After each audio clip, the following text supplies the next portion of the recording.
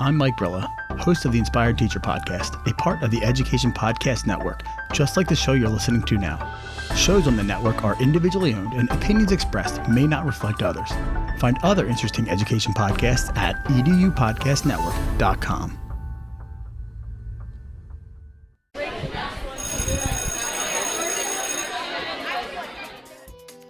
Welcome, everybody, to this episode of the Ninth Grade Experience Podcast. I'm your host, Chris Dutchko. The goal of this podcast is to give you the story of ninth grade students here at Emmaus High School and beyond through the people who live it daily, the students and the staff. We attempt to touch on real issues and stories that ninth grade students face in order to prepare them to know that ninth grade counts. And we're happy to be back this week with a full episode. If you have been following along on TikTok, we are doing lots of cool stuff on TikTok related to games or events or things happening here at the school. So if you follow us at Ninth Grade Experience on TikTok, you'll get to see all the small content that we're producing. But we really, at the Ninth Grade Experience, like to produce these big full-length episodes. So today's is actually a really awesome one. And thanks to Zoe Gaumer, who is a ninth grade student here, for sharing her amazing story about mental health and clearing up misconceptions about student mental health and really being open and honest, sharing her story with us here on the podcast today about what she has gone through in the last couple of years and how she has really worked hard to move past some of her things that she was working on, and that what her outlook and perspective on being a ninth grade student is like after going through all those things. So I hope that you listen to this full episode to get a real story of a ninth grade student struggling with mental health. It's one of those things that comes up all the time that students want to hear more about mental health. And maybe this story will allow others to know that they're not alone in their story. So, hopefully if you see Zoe in the hallway, reach out to her, or you can reach out to us here at the Ninth Grade Experience and we can reach out to her. But she's an amazing story, and thanks to her for sharing everything you're hearing today. So again, if you like prior episodes of the show, you can go to ninthgradeexperience.com. That's where all the episodes are, the audio, the video, and then obviously we are doing stuff on TikTok. So thanks to all of you for really making that go. As of the recording of this, we have 133,000 views on TikTok, which I never would have imagined. There's some goofy videos, but we're also going to start to put out clips of the episode and maybe previous episodes on there as well too. So it's not just for the latest trends, but to give you lots of great information about previous ninth graders, current ninth graders, and maybe some other things going on in the school and beyond. So if you're listening to this and you're not at Emmaus High School, maybe you can learn about what it's like to be a ninth grader here. So again, ninthgradeexperience.com for all of the latest episodes and ninth grade experience on TikTok. So thanks a lot for joining us today, and please enjoy and learn and listen to the story of Zoe Gaumer. We are trying to get in contact with more students who are willing to share their stories here. And we had somebody that was recommended by several of our staff members here in the building as somebody that A, wanted to come on and tell an interesting story, and B, has a lot to talk about. So we're here today with ninth grader Zoe Gaumer, who is going to talk to us about lots of different things going on in her ninth grade year. So Zoe, thanks a lot for joining us. Yeah, of course. Glad to be here. So it's not very, it's pretty rare that somebody reaches out to me and says, this is a good person to come on and talk on the podcast. So yeah. We had some recommendations from our school counselors and some other people that, like, you are doing lots of great stuff within the school and even at our middle schools. So I'm really excited to hear about all the things that you're doing to support mental health, and you're actually involved in some really cool stuff too, and extracurriculars as well. So we like to start off by whether it's a student or a staff member or an adult, asking them to talk about their ninth grade year. So here we are almost to the end of the first marking period. Yes. And how has your ninth grade year been going? So honestly, I've always been super excited to go to high school. Like, ever since I was a little baby, just started walking, I've always just been super excited to have all the privileges and the freedom that you get when you go into high school. And, you watch all those high school movies and you're like, oh my God, that looks so fun and cool. When in reality, it's nothing like that. So that's one thing that I have, noticed since I started coming here, that, it's not like it is in the movies, and they portray it a lot better in the movies. And so I kind of had a rough experience with it so far, just because it didn't live up to my expectations, but those expectations weren't reality. Yeah, it's interesting you say that because, especially with the different movies, and I'm not real up to date on all the different stuff, but I know there have been recent shows about like students going into high school, maybe like on Netflix and other stuff that are a little bit different than maybe the teen movies that, some older people that are listening might be more familiar with. So it's interesting that like, you have this impression of what ninth grade is going to be like. You got here, you're living it, and it's like, wow, this is not like it is in the movies. So how has it been, like, kind of, what hasn't it been like then? I feel like there's not like the cliques that everyone, like my parents would always talk about, that they'd be like, oh, like there'll be cliques and there'll be like the jocks and like the like cheerleaders, and I feel like you don't really see that as much like when you're walking through the halls. I feel like it's kind of more of a group, like there's groups of people, but it's more of like swarms and everyone's kind of going to different groups. So I feel like it's not just so like singled on a specific group. There's like plenty of groups, and it's not really those traditional cliques that they've had in like movies where it's like, the jocks and just the geeks and stuff like that. Yeah, I think, and it's interesting you say that because I think this is my 14th year here, and I haven't seen that as much here at the high school either. Like, it's interesting, you have this impression that athletes only hang out with athletes, but I think a lot of times everyone's kind of so mixed. And a lot of people are involved in lots of different stuff as well too. So they kind of have friends that span lots of different groups. And you are definitely somebody, in talking to you before we started, that is somebody that might span a lot of these different groups. And it's a common theme on the podcast. We always talk about getting involved in lots of different stuff. So you're currently involved in a newer club here at the school called Aevidum, which we'll kind of talk about in a second here. And then you're also getting ready to potentially do the fitness club, which is awesome. If you've seen the people running, have you been practicing at all with them yet? No, we haven't. We've met and we've had like little mini meetings, but we haven't started practices. So I haven't trained with them. I don't know them too well, but I'm aware of like who they are. Yeah. So if you are at the high school and you're around after school on a random Monday, Wednesday, and Friday, and you see a large group of people running down the hallway at you, that's the fitness club. So that's, that's an awesome group to be a part of. And also, we'll come back to this later on too, but you are potentially going to wrestle on the wrestling team. You currently participate in jiu-jitsu. Yes. So it's a kind of a natural progression. So you are involved in lots of stuff. Yeah, and it's funny because I work at 3 Men and a Bagel, which a lot of the people I work with there are seniors. And so before I started going here, I would ask them, like, hey, what clubs are good? Like, what should I get involved in? And they kind of gave me some guidance on it. And a lot of them, I've been a dancer since I was 2. So a lot of them said the dance team and stuff like that. So I have a lot of options for clubs. I just need to, like, kind of think about what direction I want to go in with that and what I want my high school career to kind of look like. Yeah, but you're definitely getting involved, which is awesome. One of the things here that we talk about early is getting involved, finding your people.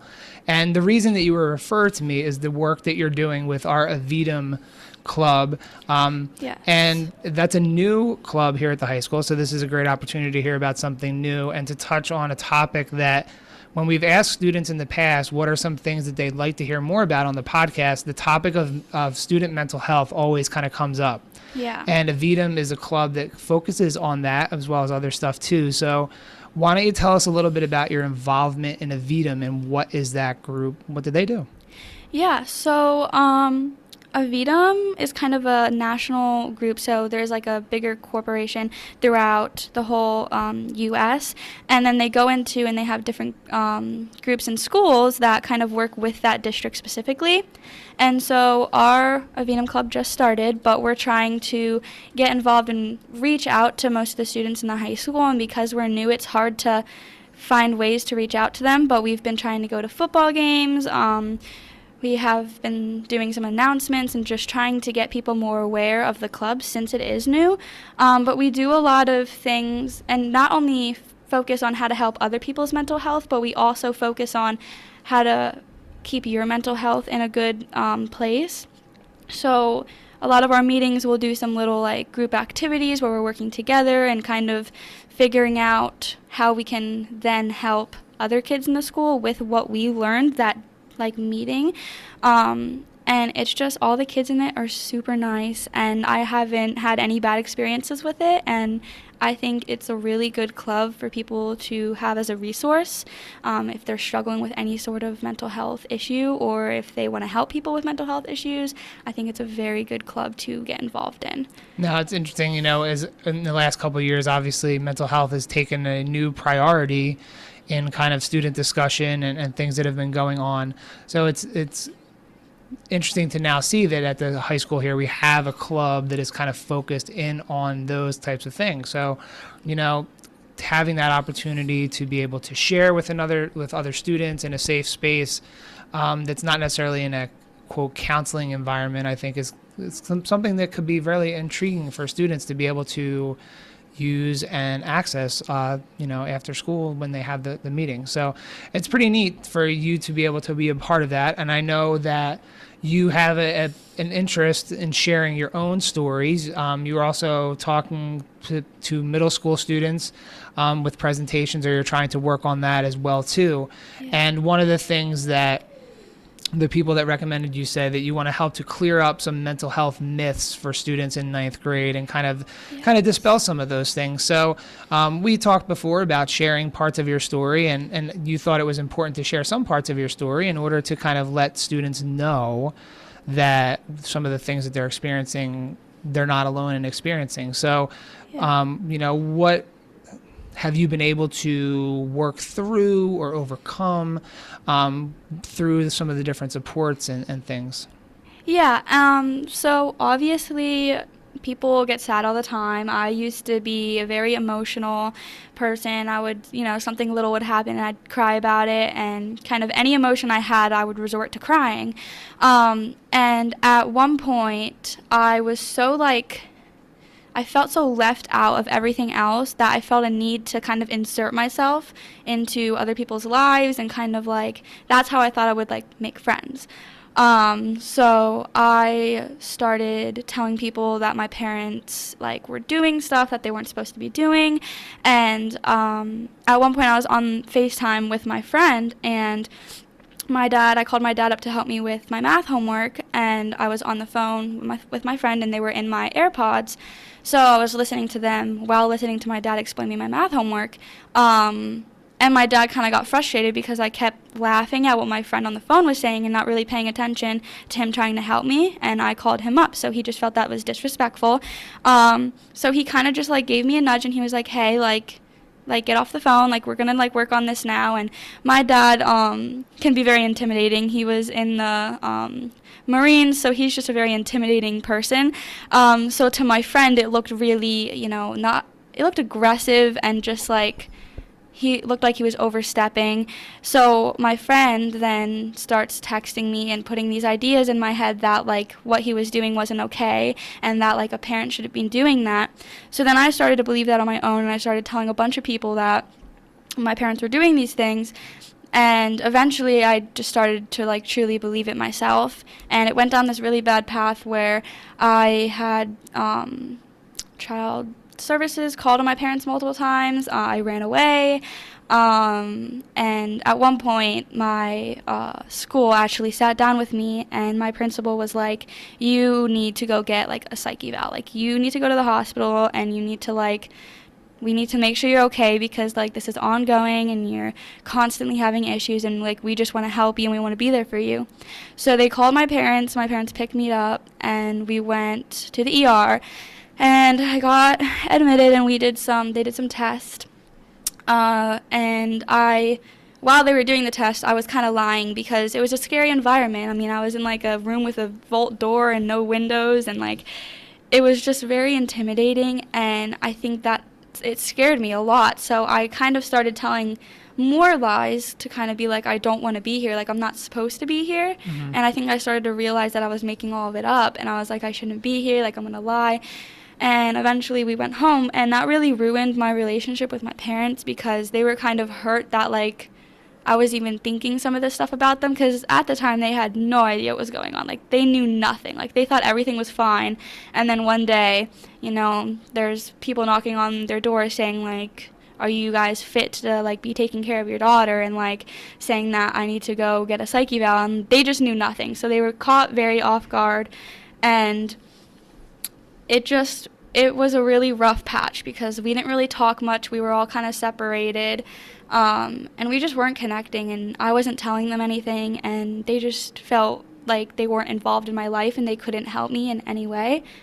And then I ran away. This was after I got my psych eval. I ran away, got in a fight with my parents, ran away, and at that point, the person's house I ran away to, they called the cops, and the cops were over, and the cops were talking to my parents.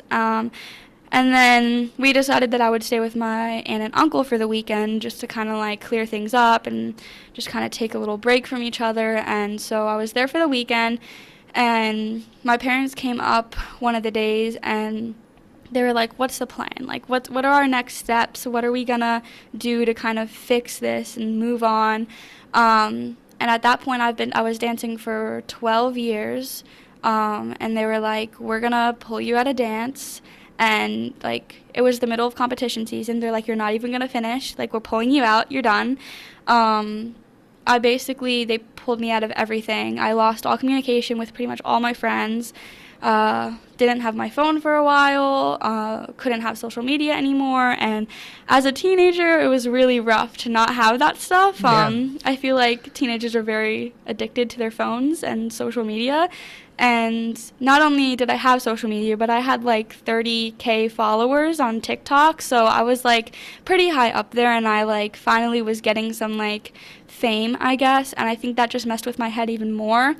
So when I got it taken away, it was definitely rough. And my dad would then put me through like a quote-unquote boot camp, because he, like I mentioned earlier, he was in the military. So we would go on like 4-mile walks every morning at 7 a.m. and we would work out for an hour after that. And then like we'd do all this stuff. We'd eat healthy. And after like 2 months, like I didn't really miss anything. I didn't miss my phone. I didn't miss social media. I didn't miss dance. Like all of it, I finally realized I could live without. And it like I was doing like great over the summer, and I came back to school, and you know, in high school one of the good things is we can have our phones out. So I got to school and I was like, oh cool, like we can have our phones out. And now I wasn't looking like forward to that much anymore, because I didn't really have anything to do on my phone since I didn't have social media. And I would remember like sitting in class, and the teacher was like, oh, like you guys can have your 5-minute break now, like go on your phones, do whatever you want. And like everyone pulled out their phones and they were like on it, and no one was talking, and I was just sitting there like, are we just gonna sit here and like not talk, and like what's the deal? And then my one class would even create a group chat with everyone who was in the class, and then text the group chat as we were in class. Yeah, I can imagine that kind of stuff happens, and yeah, it's wild to think that like, you know, you have this opportunity to have people in front of you, and yet you don't really interact with them at all. And you had a chance to see like not having that, of what that actually means to be able to interact with people. Yeah, and it was just sad, because it's like, you, like, can you at least stand up and come talk to me in person, like, well, like, we're actual humans? Like, it was just very heartbreaking to see, I guess.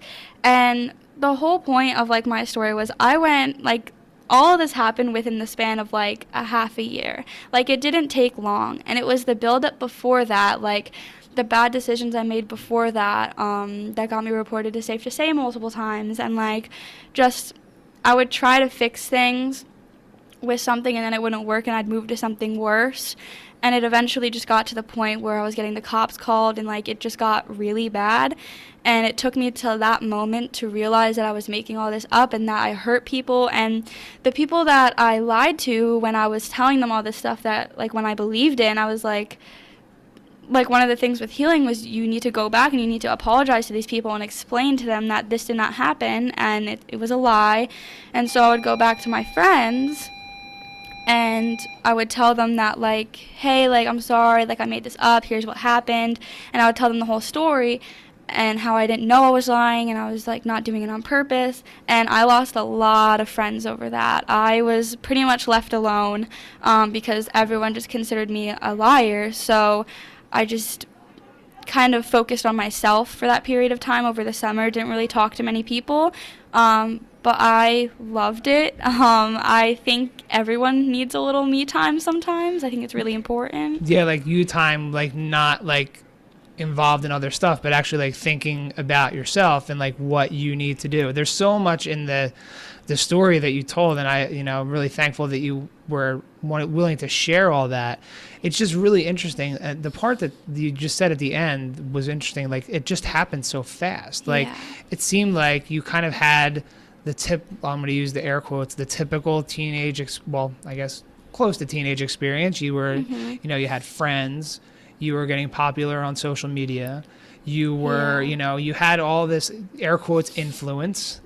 And then all of a sudden, like, you just kind of like started believing what other people were telling you. And then it kind of got so like convoluted and kind of mixed up that you just kind of went with it. It's just really, sharing that story just shows students like how quickly it can kind of change. And I'm sure you didn't set out like when you're starting in social media and like you kind of get all this different stuff, or you're with all your friends, to be like wanting it to happen, but it just kind of happened to you that fast. Right. It like sneaks up on you and you don't even realize it's happening. Like, one second everything's fine between you and your family, and the next second, like, you guys are screaming at each other every day, you guys are getting in fights, you're running away. Like, it literally just like spiraled so quickly, and I didn't even know it was happening. And it was just, it's really scary to look back at, because the fact that I just couldn't even recognize that I was like losing myself and like making all this stuff up, and that I actually believed it, is just like crazy to think that our minds can do that to us and like trick us like that. And you said that you had like the realization kind of at the point of like, I guess it would be too early in your life to say you hit like the rock bottom, but like when you kind of had that realization, like how did you feel? Like, I'm sure that like you had been kind of going through this story and these things that you've been telling yourself, and then all of a sudden, as a 13, 14-year-old, like getting ready to enter high school, you come to this realization that like for the last however many months, like I've been basically creating this weird lie for myself, and now I'm like have to totally reinvent yourself as a person, or come back to where you were before all this started. Yeah, it felt absolutely horrible to step back and look at all of the people I hurt through that process, and just how many people I lost. Like, even like the connection with me and my parents just wasn't the same. Like, after the whole situation, we started doing family therapy and stuff, and like eventually we got back to normal, but it took a really long time, and I don't think that they're ever going to forget that happened. And I felt like a horrible daughter. Like, the fact that I did that to my own parents, I like was really hard on myself for, because it was just like, those people like gave you life. Like, how can you do that to someone who loves you so much? And I think, in a way, I think there's a lot of kids at school who might have friendships that look like a less extreme version of this, and I think to like really take a step back and be like, do these people really love me? Like, do they care about me, and should I be like interacting with them, or are they bad influence? And I went through that whole process thinking my parents were horrible influences on me, and they were doing a bad job and they shouldn't be parenting me. And I realized like they were the only ones that stuck through with me the whole time.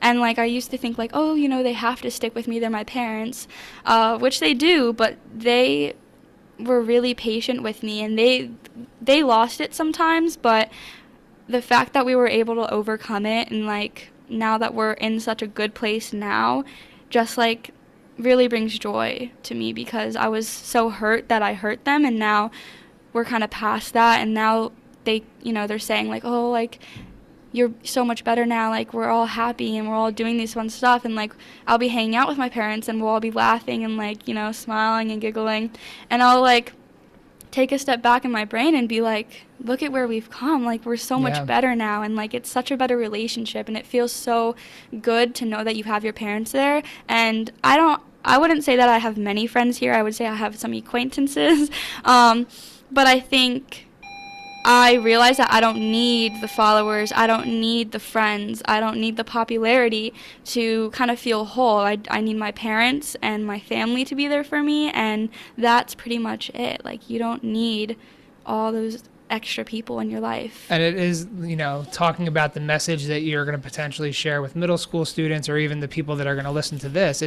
That is a really strong message and, really wise beyond your 14. How old are you, 14? I'm 14, yeah. So beyond your 14. And it's like you were able to have this like huge life-changing moment. And thankfully, you're, able to come out on the other side. Like, nobody was like injured, like you didn't like have like any sort of like physical thing, but you're obviously dealing with all the mental parts of it. But like you've now had this chance to like recover, rebuild, and now you're able to like share the story. So like when you kind of want to share this with middle school students, obviously like you're sharing the story here, but like when you're going to talk to somebody that was basically you last year, like what kind of message would you like to share with them about all this? I would honestly like to just tell them to like take a step back and like open their eyes and really think to themselves like what exactly am I doing? Am I making lies up? Am I telling the truth? Do I need to get help? Am I okay? Like, am I, just making all this up in my brain? Like, I think kids just really need to like separate from society for a little bit and kind of like, take some me time, like we said, and just kind of take care of yourself. And like I know there's a bunch of stuff on social media that's like, oh, self-care and all this fun stuff, but like I really think a cleanse from social media, a cleanse from friends, like I think all of that's very healthy. And I don't think if you have friends that you don't talk to and you're like, I need some time, and you're like, give me a couple days, and they get mad at you for that, I don't think that they are the right friend for you. I think that they should respect that you need space. And I think you need to figure yourself out before you can have friends or have a good relationship with really anyone. You need to have a good relationship with yourself. And you will get through it. It'll be hard. And I definitely went down some paths that some people wouldn't have been able to come back from. Because those paths, they're addictive. Some people just go down a spiral and they can never come back from that. And some people could even die. And I think you just really need to like take a step back and be like, what am I doing? Is this a wise choice? Should I be doing this? And just take care of yourself.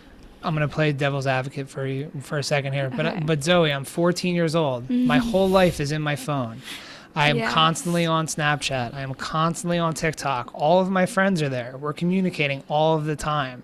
How can I live without my phone and live without all this stuff? Yeah. Like what do you say to like the kid that's going to say that to you? And like, as a teacher, I see this in class. I see like, even kids that are involved in the drama all day long. I'm like, if you just put your phone away, the drama lives in your phone. It's not literally in front of you right now. But if you're talking to kids your own age, how do you say to them, like, your life exists outside of your phone? Right. I think it's really hard to realize on your own, especially. I definitely had to have my parents, like I said, like with dance, like they were like, no, you're done. Like, we're not giving you any little extra leeway. Like, you're done. We're pulling you out mid-competition season. You're not even going to finish it out. Because if you finish out, then you're going to be like, oh, well, I'm better now. Like, I can do another season. And it's like you just get into that like cycle of just never ending like what you intend to end. And so I think you need some influence in your life, whether you need to reach out to a friend, whether that's your parents, more preferably an adult who kind of can like, be the smartness. But I think you just need someone to literally take your phone and hide it from you and say you can't have it, like you're done. Like, I think it's kind of like the whole cold turkey idea with people who are trying to like stop smoking. Like, if you take a little bit or even like something that's kind of like it, you're gonna fall back into the trap. Like, you just need to take it out of your life completely and just not have it in there. And I promise you, like, it'll be hard, but I promise that you will get through it, and it's not gonna be as bad as you think it is. And it's hopefully the message for the kids that listen to this, the message is it's not coming from an adult. It's not coming from a teacher, an administrator, a parent. It's coming from a student. Yeah. And you had a unique chance to have something greatly impact your life. You've now worked through it, and now you're kind of being that advocate for people, being like, hey, like, it's okay to step away from these things and to kind of reset and to kind of reevaluate where you are. And it's a really important, strong message to kind of share. I don't want to talk all about this but I think it's kind of interesting because I think what you talked about, it seems like now while you're here at the high school, you're getting now into like fitness club and wrestling. Yeah. And these are things that are very like discipline driven. Right. And it seems like from that experience, you know, and your family as well, just kind of, it seems to me that like now you're getting yourself involved in these things. Like you can't be involved in fitness club if you're on your phone. Right. You can't like, you know, you can't be in a wrestling match if you're on your phone. You know, you don't get to be better in jiu-jitsu by, you know, texting your friends. Right. So I think you're even finding like extracurricular activities that are absolutely requiring you to be present and even physically present to be successful. Yeah, and I think I'm a true believer in that if you are mentally sad or mentally like just not okay, it will affect your physical health. Like I can't tell you how many times I went to my dad and be like, you know, like I'm having such a bad week, I'm so upset, and of course I'm sick on top of it. And he's like, that's the connection. Like when your brain is like, you know, sad or your brain's like quote unquote sick, like your body like knows that. Like your body's like sees that you're going through this, and it's like, okay, let's like, you know, take some heal time and like shut down. And so I'm a true believer that if you aren't physically, you know, going on walks or any exercise, I think will impact and help your mental health. And I think so if you're doing negative things, I think that will also bring your mental health down. So I think doing positive things, if working out works for you, great. If it doesn't, find something else positive. But I think physically doing positive things will give you a better positive mental health. And it's interesting too, because you have the, you know, going back to like kids that are on their phone all the time, they probably come home, they might go play different games where they're interacting with people. And again, they're just kind of being passive and not being active, like getting out there and kind of really getting involved in those things. So, you know, we're coming up to the winter season here, wrestling. We don't have a female wrestling team here, but, you know, there are definitely programs in the Lehigh Valley that do. So what is that like? And again, that's like putting yourself out there in a situation where you might be almost like a pioneer in a way. I think we've had some female wrestlers in the past, but like you're now going to be a pioneer in this sport where there's a growing amount of girls that are wrestling, but like not necessarily here at Emmaus. So does that give you like any sort of like fear about potentially going and thinking about doing something like that? So I always get nervous. I mean, with anything I do, I was diagnosed with depression and anxiety, like when all this was going on, and I still have both of those. So I've definitely struggled with both, and I think that when it comes to getting nervous, I kind of just remind myself like you can do this. Like I'll be going into a match and I'll be like, yeah, this is intimidating. Yeah, you might lose, but like you're gonna have fun. Like and in my mind, like I get angry a lot. I mean, I think we all do, but like I definitely, like if I'm angry, I like cry, and I always am just like frustrated at something. And I think when I get on that mat and I'm like, you know, about to like fight this other person, I'm just thinking to myself like, let all your anger out now. You know, like this is your moment to like get that all out of your system, all that negative energy, to like get it out. And it's a healthy way too, because you're being active. Obviously there's going to be a ref there, so no one's going to get hurt. And it's just a very, like, I see these kids, there's been plenty of fights this year, and I see these kids fighting it out, and I'm like, that's great and all, but you need to do it in a safer environment, and you need to do it in a safer way. And I think if you guys know what you're doing, especially in jiu-jitsu, if you know what you're doing, you can't really hurt each other. And if there's a ref, someone watching and observing, an adult, you can't hurt each other. And I think words can definitely hurt, and they're less easy to kind of control.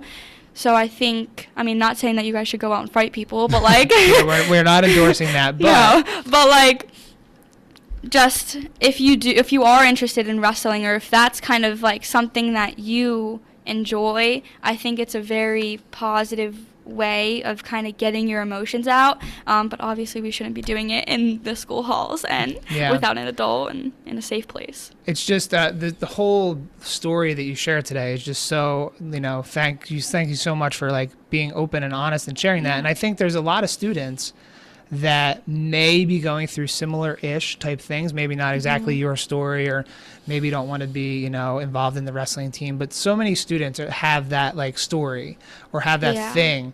So as we're kind of, this will be like our last question here, like, you know, for the student out there that was kind of where you were, or maybe where you were, like what suggestion do you have for them to, because like you kind of were put in a spot where you had to take care of all this stuff, you know, you might not have wanted to, but it was kind of forced upon you. Yeah. So like if a student is listening to this and feels like maybe they are starting to realize that maybe they need to take care of this, what suggestions would you give them as a student to student? And hopefully it will make more of an impact coming from somebody that has gone through it and is, you know, in their own peer group.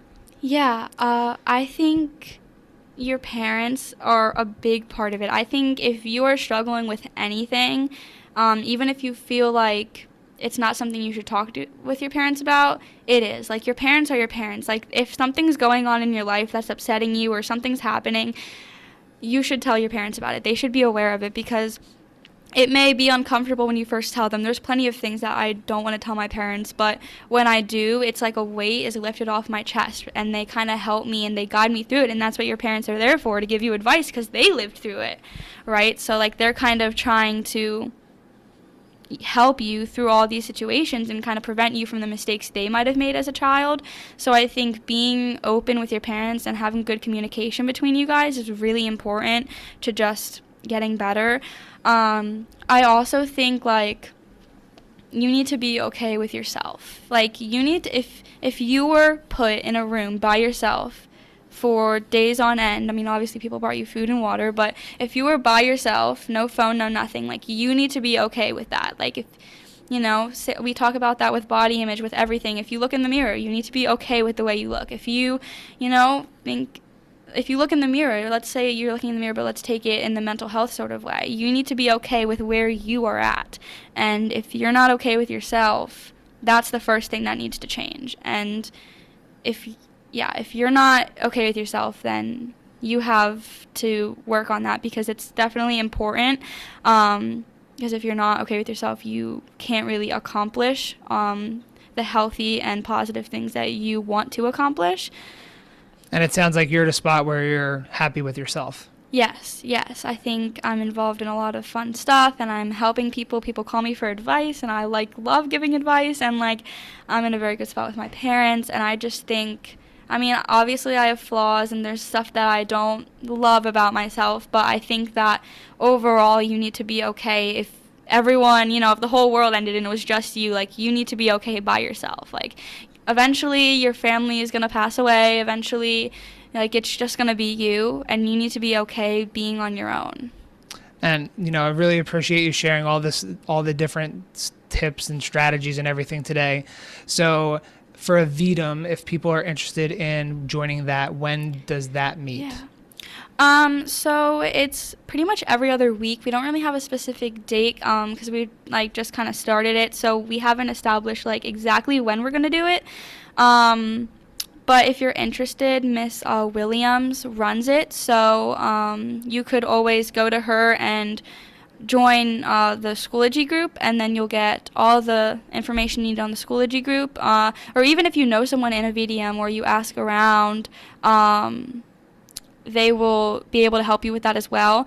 But I think if you are interested, you should definitely reach out to Miss Williams, which she's in the guidance office. So I think that would be pretty much the first step if you are interested in joining. And then maybe we'll see you on the wrestling mat or running through the hallways or Yes. doing all that fun stuff. Yes. So we've done over 100 episodes of this, and we've talked to students about mental health stuff a little bit. But I have to admit, this conversation has probably been one of the most real conversations about stuff that has gone on. And for you to be able to share that, at this age and with this kind of level of clarity and maturity is awesome. So I really appreciate you coming on and sharing all this with, the people that are listening. And, hopefully we get a good turnout for people to listen to this, because your story is amazing, and the way that you shared it was really great. And hopefully, you get a chance to go to the middle school, and I'm sure they will be just as captive to the story as I have been today, because it's quite the story for a ninth grader to be able to share and share about overcoming these things and working towards it and how to be the best you. So Zoe, thanks a lot for joining us. Yeah. And we appreciate you taking the time. If you ever want to come back on in the future, or you need to hype up anything else, or maybe when you're going for, a wrestling championship this year or a jiu-jitsu belt or whatever you get, maybe we'll have to have you back on again. All right. Sounds good. Thank you. All right. Thanks a lot.